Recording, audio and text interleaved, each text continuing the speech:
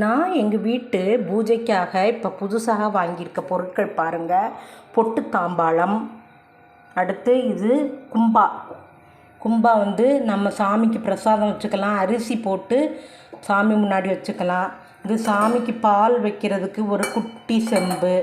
இது சாமிக்கு பிரசாதம் வைக்கிறதுக்கு ஒரு உருளி, சின்ன உருளி, கேரளா உருளி.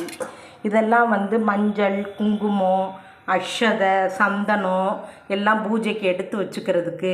இந்த டம்ளர் சாமிக்கு நான் தீர்த்தம் வைக்கிறதுக்காக வாங்கியிருக்கேன். இது துளசி தீர்த்தம் எப்பொழுதுமே பெருமாள் முன்னாடி வைப்போம், அதுக்காக இந்த செம்பு வாங்கியிருக்கேன்.